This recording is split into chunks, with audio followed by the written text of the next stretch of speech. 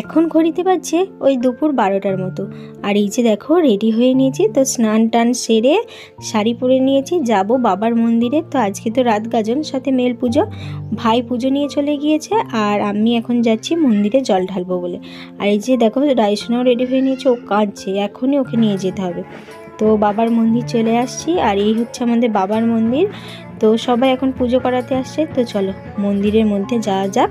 আর এই যে দেখো আমি আর রাইসোনা দুজনে ম্যাচিং করে শাড়ি আর জামা পরেছি। তো আমার ছোট্ট পরিটাকে কেমন লাগছে জানিও।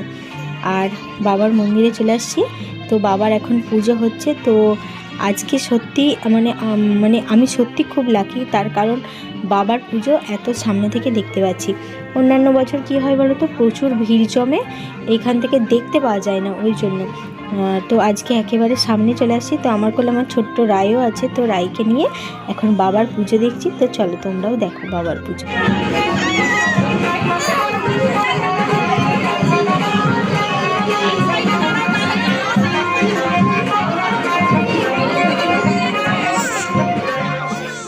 আর বাবার মন্দিরের ঠিক পাশেই আছে বাবার পুকুর। আর এই যে দেখো ঘাটটাকে কি সুন্দর করে বাঁধানো হয়েছে। তো দুদিকে দুটো থামেতে বাবার মায়ের সমস্ত ছবি দেওয়া আছে।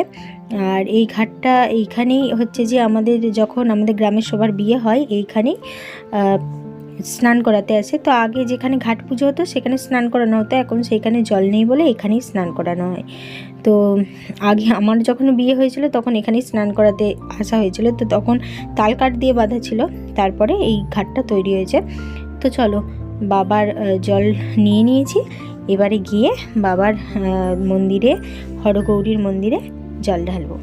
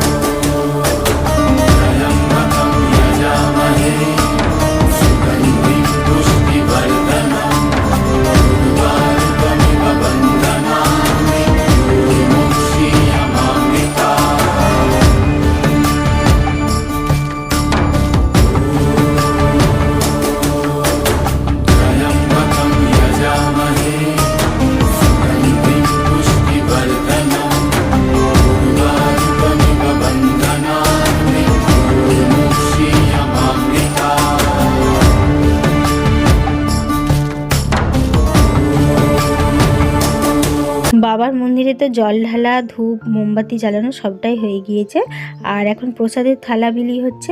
আর এই যে দেখো বাবার মন্দিরে কি সুন্দর একটা ষাঁড় ঠাকুর আছে, তো এখানেও মানে ষাঁড় ঠাকুরের পায়ে জল দিয়েছি। আর রাইসোনা এদিকে ঘুমিয়ে পড়েছে, চলো বাড়ি যাই, গিয়ে রাইসোনাকে ভালো করে গিয়ে শুইয়ে দিই।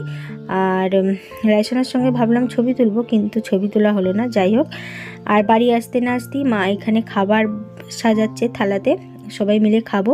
বাবার চাঞ্জল খাওয়া হয়ে গিয়েছে। আর এই যে দেখো এদিকে আমার ছোট্ট রাইটা ঘুমিয়ে পড়েছিল, আসতে না আসতেই যেই শুয়েছে উঠে পড়েছে।